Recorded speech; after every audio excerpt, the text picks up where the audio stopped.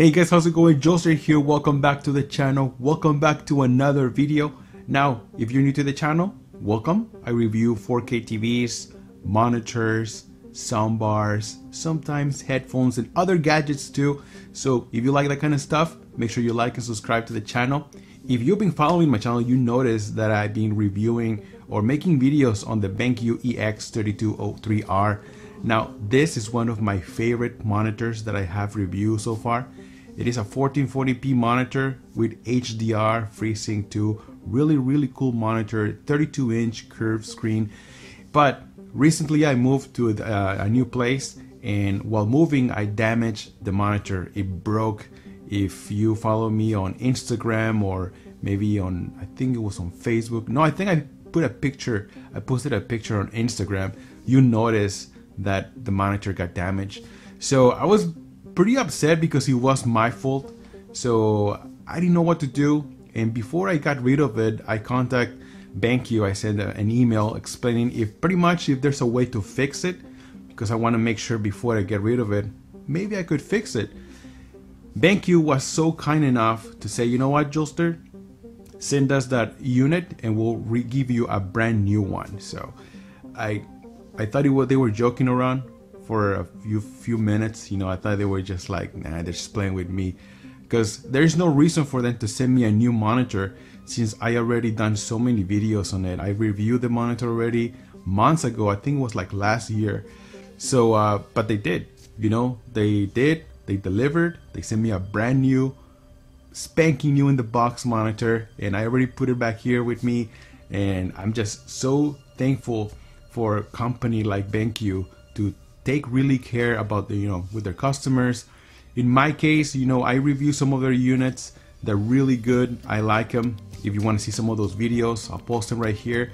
But like I said, they had no reason to send me another monitor since I already did videos on it. You know, so this tells me like they really care about their customer base.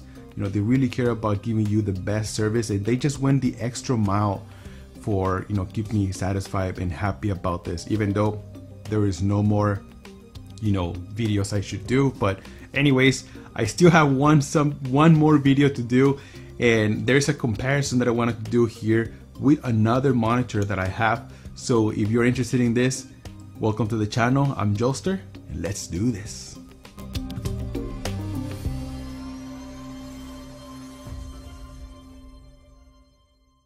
Alright guys, so on the left I have the Viewsonic XG3220 4K HDR monitor, and on the right I have the BenQ EX3220R. Now this is a 1440p HDR monitor as well. Other differences besides resolution is that the Viewsonic is limited to 60 Hz of refresh rate, and the BenQ has a 144 Hz panel. So if you prefer performance over resolution, the BenQ is your best option. Now, something that I want to point out: the Xbox One X supports 1440p with 120 Hz option, but this monitor doesn't. So this only works using a PC and DisplayPort. Another difference, and to me is probably one of the most important, is brightness. Now if you're planning on playing HDR games on console, make sure that the monitor that you're buying has at least 400 nits of peak brightness. VESA is now implementing a certification on monitors that can display that when using HDR.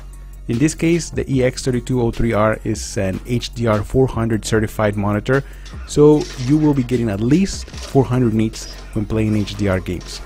Now on the other hand, the Viewsonic is limited to 300 nits of peak brightness, so you will notice how the display is not as bright compared to the BenQ.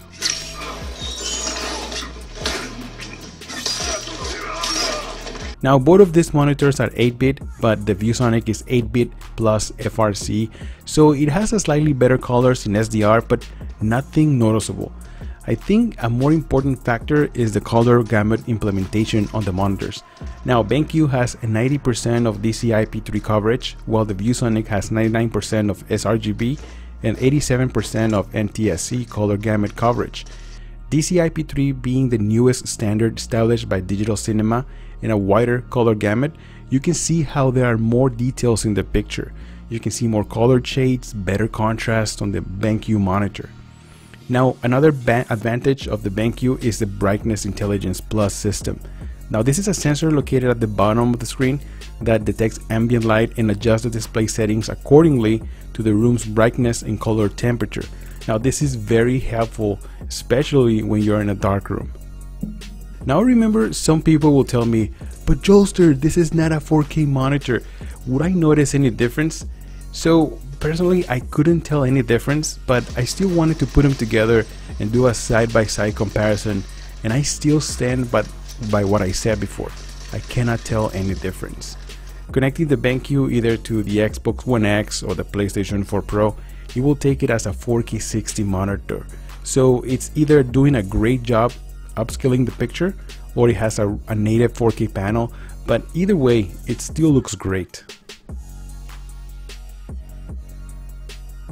Now both of these monitors support FreeSync, but the BenQ supports FreeSync too, which works better with HDR gaming by reducing even more input lag and also offering LFC or low frame rate compensation, which helps by adding FreeSync coverage when the frame rate falls below the monitor's range. So for example, if the FreeSync coverage is only from 40 to 70 frames per second and you are playing a game running at 30 frames per second, that's when LFC kicks in. So this works great for consoles. Another detail I noticed when using HDR is that you can't access any picture settings on the BenQ, so you can't make any changes. Now on the other hand, on the Viewsonic monitor, you get access to everything: color space, color range, gamma, picture settings, even response time. So if you like to customize your settings, this monitor will grant you that access. Now both of these monitors come with a VA panel, so contrast is very good compared to a TN or IPS display, and they're both 32-inch size, but BenQ has a curved display, and this is something I do like. I have had the pleasure of having a curved screen TV, but honestly I didn't see or notice any advantage except that it looks cool. But having a curved monitor gives me a much better level of immersion. It's just because it's much closer to me, so I do prefer to have the curved screen on monitors than TVs. Now if you want to turn it up a notch, I suggest this kind of curved screen.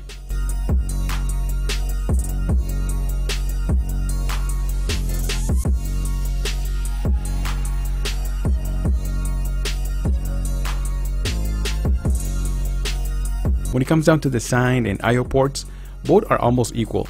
They both have two HDMI 2.0 ports, one display port. The Viewsonic has 4 USBs 3.0 and 1 USB Type B, while the BenQ has 2 USB 3.0 and 1 USB Type C. The Viewsonic has two 5-watt speakers, while BenQ doesn't have any speakers, but they both offer a 3.5mm port for external speakers. I do like the Viewsonic design. It looks more of a gaming monitor with red trim and an LED at the bottom that tells you when it's on or off or in standby. It also has a little kickstand for your headphones, and it has more movement like rotation, tilt, and even vertical stand, and it supports VESA for a wall mount. Now the BenQ is very limited. You can rise or lower the screen. It has a little bit of tilt, but if you want to use a wall mount, you will have to buy an adapter for it. The base looks nicer with a chrome finish and also has a borderless design. It looks much cleaner than the half-inch border that the Viewsonic has.